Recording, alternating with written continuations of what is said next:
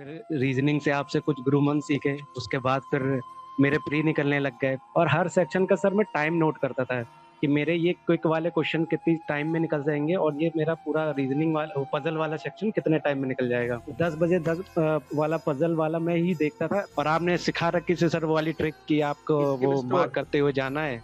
Yes sir, skip store. तो वो चीजें बहुत, आप टीचर को अपना दोस्त बनाओ, मैंने आपको अपना दोस्त बनाया और आपसे मैं सीखता रहा। हेलो एवरीवन, स्वागत है आप सभी का एक बार फिर से आपके प्यारे पुनीत सर की क्लास में। और आज हमारे साथ हैं ऋषभ, जो यूपी से बिलोंग करते हैं और इनका सिलेक्शन हुआ है आईबीपीएस क्लर्क में इंडियन बैंक में।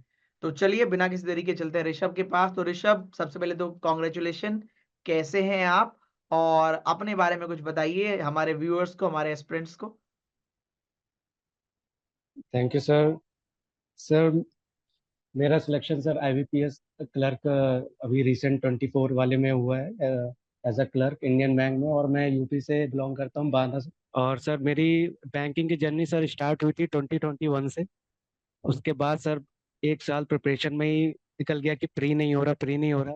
फिर अगला साल सर 2022 आया, फिर आपसे मुलाकात हुई, अपने वीकनेस पे काम करी। फिर रीजनिंग से आपसे कुछ गुरुमन सीखे, उसके बाद फिर मेरे प्री निकलने लग गए, फिर मेंस नहीं निकलने लगते थे, फिर मेंस रुकने लगे। तो उस साल 6 प्रीलिम्स और 5 मेंस दे चुका था। फिर लेकिन सर कहते हैं ना कि सर नॉलेज कभी वेस्ट नहीं जाती, और आप जितना प्रैक्टिस करेंगे उतना ही आप दिन ब दिन परफेक्ट होंगे। तो वो मंजर भी आने लगा 2023 से कि मेरा फिर एक LIC का ADO भी क्लियर हुआ। फिर मेरा सिडबी बैंक में मैं इंटरव्यू राउंड तक गया, RRB PO mains interview round तक गया, वहाँ मेरिट आउट हो गया। लेकिन सर ये था कि सिम्टम्स मिल गए थे कि अब अपना नंबर आने वाला है, कि बिल्कुल। बस लगे रहना, छोड़ना नहीं है। जैसा आप कहते हैं कि रुकना नहीं है सिलेक्शन तक, तो बस इसी मोटिवेशन के साथ डेली आता था, करता था वही सेम चीजें सर, तब तक करनी है जब तक आपको रिजल्ट्स नहीं मिल जाते हैं। तो मतलब वो वाइब्स आने लगी थोड़े समय बाद कि यार हाँ, अब निकलने वाला है। जैसे सिडबी का इंटरव्यू तक पहुँचे और 1-2 एग्ज़ाम में और प्री निकले और आपने कहा कि 5 मेंस दे दिए और 6 प्री निकाल दिए। गुड। तो अभी आप इंडियन बैंक में आपका सिलेक्शन हुआ, तो सबसे पहले मैं यही जानना चाहूँगा, जब आप स्टार्टिंग में आए थे, तो स्टार्टिंग वाले ऋषभ में और आज के ऋषभ में क्या फ़र्क है? तो एक तो कॉन्फिडेंस का हो गया, जैसे आपने बोला कि वो वाइब्स आने लगी थी कि यार अब तो हो ही जाएगा, है ना? वो बात और है कि जैसे मोटिवेशन चाहे कहीं से भी मिले, चाहे वो हमारे वर्ड से मिले, चाहे कैसे मिले, कि रुकना नहीं है। तो पहले रीज़निंग का ही बताओ कि रीज़निंग में आपने क्या किया था, जो बाकी बच्चों को करना चाहिए? क्या आपकी स्ट्रैटेजी रही, जिससे कि बच्चों को, बाकी बच्चे जो इस वीडियो को सुने, उनकी भी हेल्प हो जाए? सर रीजनिंग का सबसे, सर प्रैक्टिकली थोड़ा सा एक थ्योरम बताऊंगा जो ब्रिटिशर्स यूज करते थे, डिवाइड एंड रूल।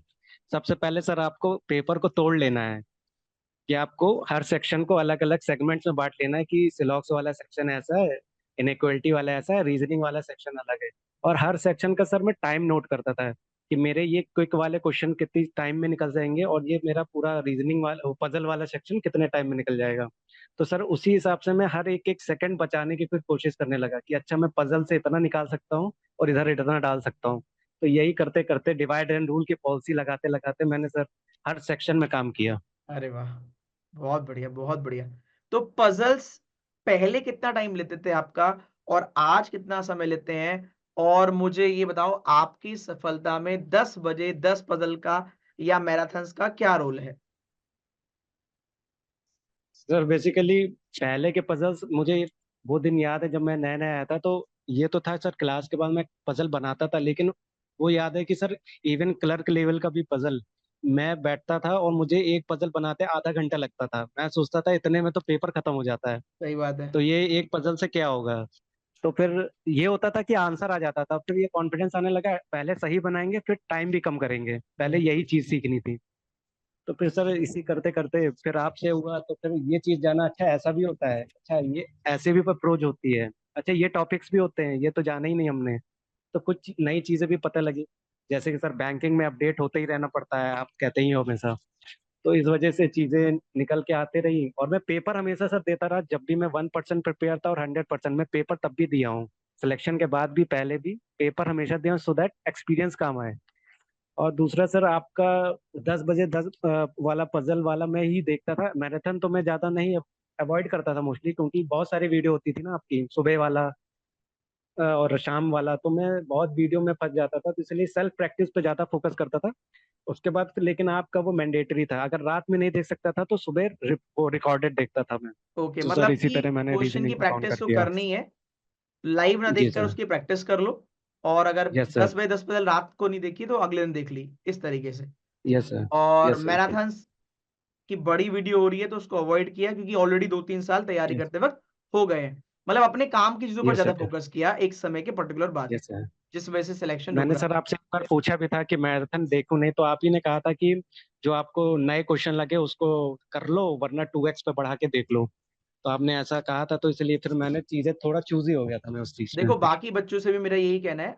देखो, जब बच्चा थोड़ा पुराना हो जाता है तो इसका मतलब है उसको पता है बेसिक चीजें क्या हैं, क्या होता है, किस तरीके से चीजें जा रही हैं।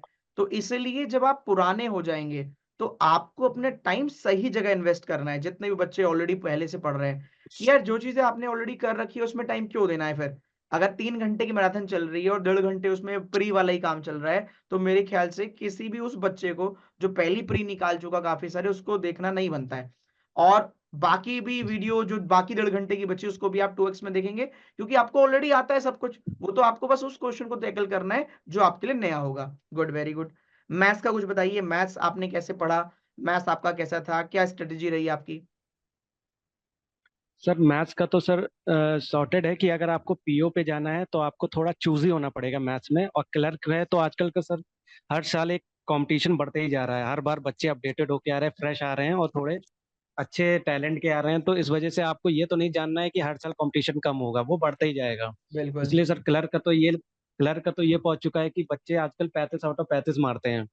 तो आपको ये रखना है कि बैंकिंग में एक्यूरेसी के साथ साथ आप ज्यादा से ज्यादा करना है। तो सर क्लर्क में तो 33 प्लस पहुंचने में समय लगा, लेकिन ये था कि पीओ में आपका सेक्शनल नहीं रुकना चाहिए और ओवरऑल भी पार हो जाए, अल्टीमेटली प्री तो क्वालिफाइंग। तो इस वजह से सर मैथ में बड़ा चूजी होना पड़ा, क्योंकि सारे चैप्टर आप स्ट्रांग नहीं कर सकते ना, अगर होते हैं तो आप रिवाइज नहीं करते हैं, तो इस वजह से आपके पेपर में नहीं बनते। तो इसलिए सर मैंने स्पीड मैथ्स हो गई, थोड़ा डीआई हो गया, तो इन पे वही सर डिवाइड एंड रूल वाली कि मेरे को डीआई में कितना टाइम लगता है और इसमें कितना टाइम लगता है, तो सबका टाइम बचा बचा के फिर मैं सर अरिथमेटिक को देता था कि अच्छा ये चीज मेरे गो टू गो है, करना ही करना है, तो इस तरह सर मेरा टाइम वेस्ट नहीं होता था। और आपने सिखा रखी थी सर वो वाली ट्रिक कि आपको स्किप वो मार्क स्टोर। करते हुए जाना है।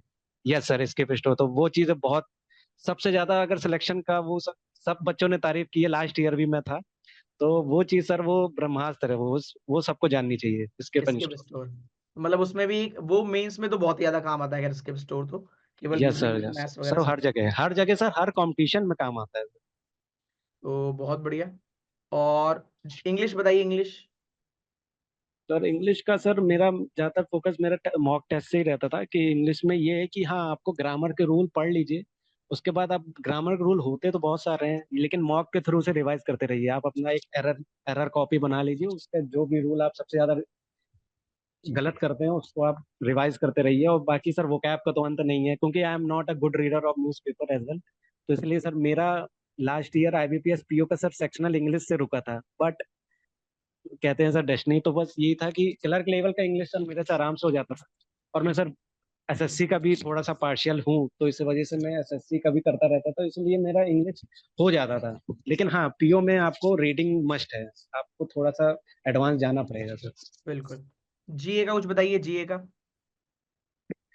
सर जीए का ये रहता था कि अगर आप कोई लाइव क्लासेस सुनते हैं, तो सर मैं तो वीडियो वाला इंसान था नहीं, और मैं इंजीनियरिंग बैकग्राउंड से हूं, तो सर मुझे फाइनेंस में बिल्कुल इंटरेस्ट नहीं आता था जी का थोड़ा सा, इसलिए सर मैं बहुत ही ज्यादा प्रैक्टिकल इंसान, तो मैं लास्ट ईयर सर जीए में भी सर एक बताना चाहूंगा, जीए जीए में भी सर प्रीवियस ईयर बहुत रोल प्ले करते हैं, लोग को लगता है ना जीए में क्या प्रीवियस ईयर होता है, बट सर होता है, वो कैच है।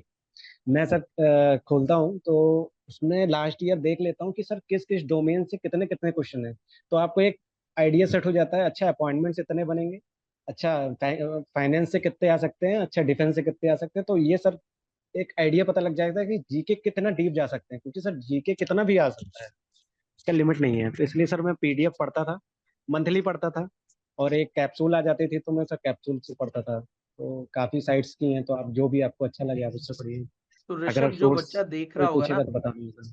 जो देख रहा यस सर। होगा, आप जो बातें बता रहे हैं ना, जिस तरीके से बता रहे हैं, तो कहीं न कहीं मैं एनालाइज़ कर पा रहा हूँ कि आपने ना पेपर को, पेपर के सिलेबस को, एग्ज़ाम में आने वाली चीज़ों को, आजकल बच्चे चाहे 2-3 साल भी लगा देता है ना, 4-5 साल भी लगाता है, उसको पता ही नहीं रहता कि एग्ज़ाम में आता क्या है। सच्चाई तो यही है। यस। मैं बहुत बच्चों से मिला हूँ जिनका सिलेक्शन भी आता है, उनको पता नहीं रहता कि एग्ज़ाम में आता क्या है, क्या नहीं आता है। आपको हर चीज़ का इतना पता है, एक मुझे वो बहुत अच्छी लगा कि आपको ये भी पता है कि कॉम्पिटिशन में हर साल जो बच्चा आ रहा है, वो पहले से ज़्यादा स्मार्ट ही आना है। जितनी भी नेक्स्ट जनरेशन जो होगी आने वाली, वो पहले वाले से बेहतर ही आएगी। वो बाय डिफ़ॉल्ट है।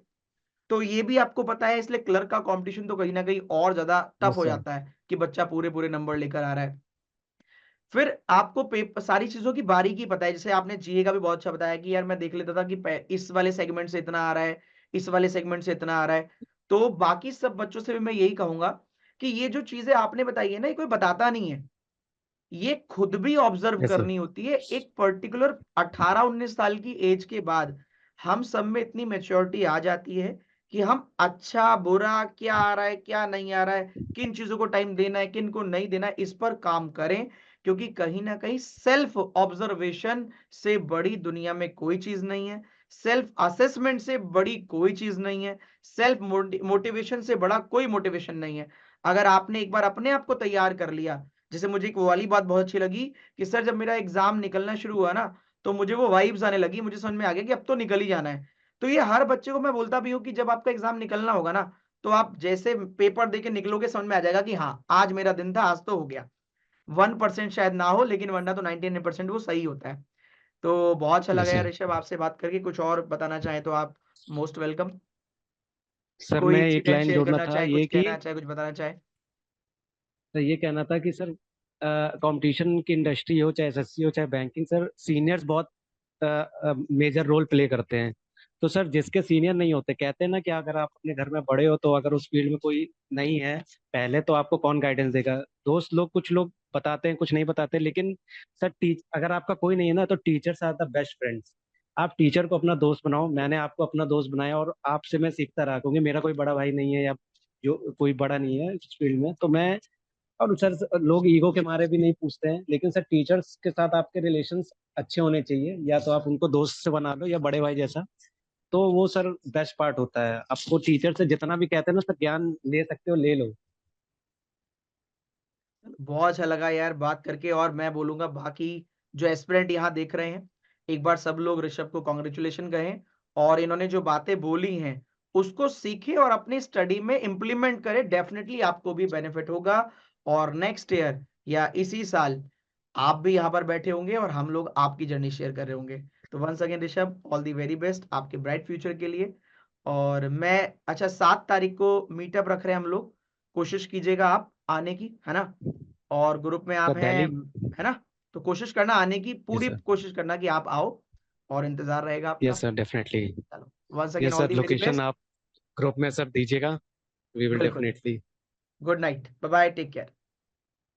Thank you sir, good night.